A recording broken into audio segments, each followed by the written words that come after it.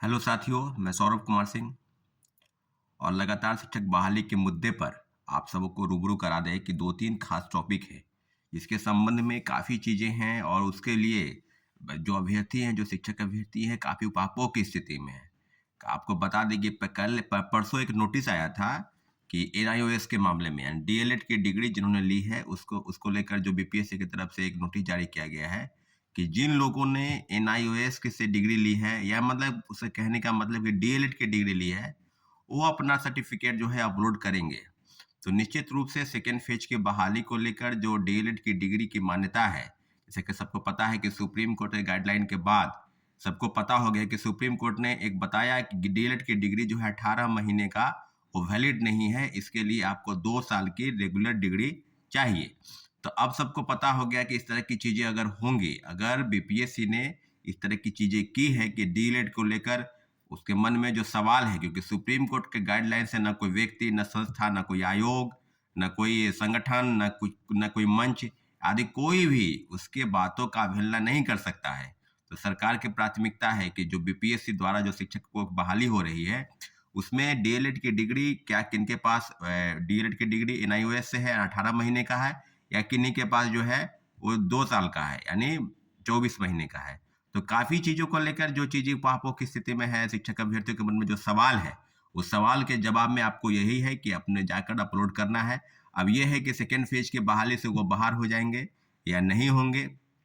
या प्रथम फेज की बहाली में वो सेफ है या नहीं है, इन सब बातों का क्योंकि सबको पता है कि प्रथम फेज की बहाली में डीएलएड की जो डिग्री है उसको मान्यता थी, क्योंकि अभी अभी कुछ दिन पहले ही नोटिस आया है। तो मुझे लगता है कि सेकेंड फेज की बहाली से उनको कहीं न कहीं बाहर कर दिया जाएगा। परंतु सरकार की तरफ से भी अगर कुछ अपडेट है, सरकार की तरफ से कोई संभावना अगर बनती है, तो निश्चित रूप से बिहार सरकार को इस मामले में पहल करनी चाहिए और निश्चित रूप से लगभग जितने भी डीएलएड अभ्यर्थी हैं, जिन्होंने कोर्स कराया है, लगभग जो 18 महीने का कोर्स है और एकाएक कह दिया जाए कि आपकी अब डिग्री वैलिड नहीं है, तो आप समझ सकते हैं कि सुप्रीम कोर्ट ने एक और फैसला किया था बीएड मामले में। 11 अगस्त को फैसला आया था कि बीएड की जो डिग्री है 1 टू 5 में, यानी प्राथमिक शिक्षक बनने के लिए बीएड की डिग्री मान्य नहीं है। उसके बाद हो गया कि अब जो डीएलएड की डिग्री है एनआईओएस से 18 महीने का, वो मान्य नहीं है। तो काफ़ी चीज़ें हैं, बदल रही है। इन सारे मामलों को लेकर निश्चित रूप से सरकार की तरफ से पहल करनी चाहिए।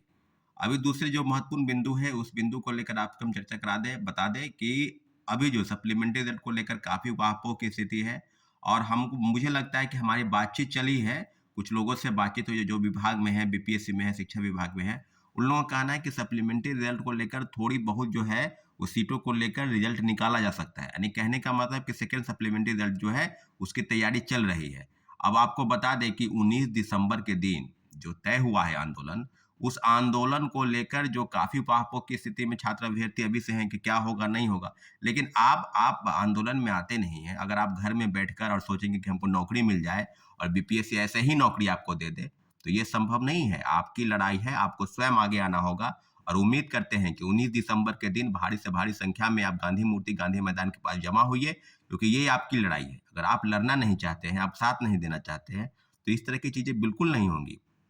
और तीसरी महत्वपूर्ण बिंदु कि अभी परसों एक नोटिस आया है, परसों शाम में एक नोटिस आया है कि बीपीएससी गेट के पास, जैसा कि आपको पता है कि एसडीएम जो है पटना सदर के एसडीएम, उनकी तरफ से एक नोटिस आया है कि पटना की बीपीएससी ऑफिस के 100 मीटर के दायरे में धारा 144 लागू है। यानी आप जमा नहीं हो सकते हैं, आप भीड़ जमा नहीं कर सकते हैं और बीपीएससी द्वारा जो कहा गया है कि अलोकतांत्रिक तरीके से यानी कानून को नहीं मानने वाले लोग वहाँ जमावड़ा लगा सकते हैं, ऐसी संभावना है। तो मैं बीपीएससी सचिव से, जिन्होंने चिट्ठी लिखा है बिहार सरकार को, पटना प्रशासन को, तो उसको हम उनको उनसे हम पूछना चाहते हैं कि आपने जो कानून की धज्जी उड़ाई,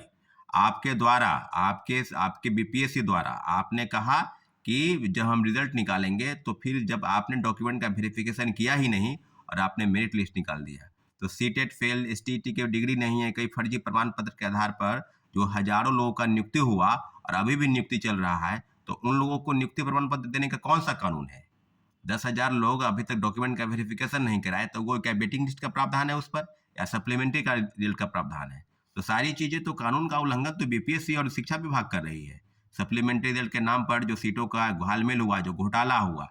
4700 रिजल्ट का है कर और मात्र 2700 रिजल्ट दिया गया, तो सीधी-सीधी बात है और अभी भी लगभग 23-24 हज़ार पद खाली हैं और काफ़ी चीज़ें हैं जिसको लेकर आपके मन में सवाल है, छात्र अभ्यर्थियों के जवाब आप देना नहीं चाहते हैं और उल्टे कह रहे हैं कि बीपीएससी के पास आप आ नहीं सकते क्योंकि अब सेकंड फेज की बहाली पर जो परीक्षाएँ 7 दिसंबर से और 15 दिसंबर तक चली और उसके बाद कॉपी जाँच, यानी कहने का मतलब 16 दिसंबर से लेकर 15 जनवरी तक अब धारा 144 लागू है बीपीएससी गेट के पास। हम उनसे पूछना चाहते हैं कि अगर किसी शिक्षक अभ्यर्थियों के साथ कोई समस्या हो जाए, कोई समस्या है, तो अपनी माँगों को लेकर क्या बीपीएससी के पास नहीं जा सकते? क्या अपनी माँग बुलंद नहीं कर सकते? और धारा 144 आप लगा दिए और बता रहे हैं कि गर्दनीबाग धरना स्थल चिन्हित है, वहाँ पर जाकर धरना दीजिए। तो एक बात याद रखिएगा, अगर आपके तरफ से गलती हुई है, किसी भी आयोग की तरफ से कोई गलती होगी, तो जो अभ्यर्थी हैं, जो परीक्षार्थी हैं, अपनी माँगों को लेकर वहाँ ही जाएँगे, जहाँ पर ये समस्या का समाधान हो सकता है। और आप धारा 44 की बात है तो कानून के उल्लंघन की अगर बात कोई छात्र अभ्यर्थी करेंगे तो निश्चित रूप से आप उन पर कार्रवाई करेंगे, लेकिन इतना जरूर है कि आप लोगों की आवाज को दबाना चाहते हैं और जो कतई संभव नहीं है, लोकतांत्रिक तरीके से अपनी मांग को रखना बिल्कुल जायज है। और जितने भी शिक्षक अभ्यर्थी हैं सबसे हम अनुग्रह करते हैं, आग्रह करते हैं कि 19 दिसंबर के दिन भारी से भारी संख्या में, अगर आप सोचते हैं कि 100-200 की संख्या में जाएंगे तो संभव नहीं है, 10 बजे गांधी मूर्ति गांधी मैदान के पास जमा हुई है और निश्चित रूप से अपनी बातों को हम बुलंद करेंगे साथियों। जय हिंद, धन्यवाद।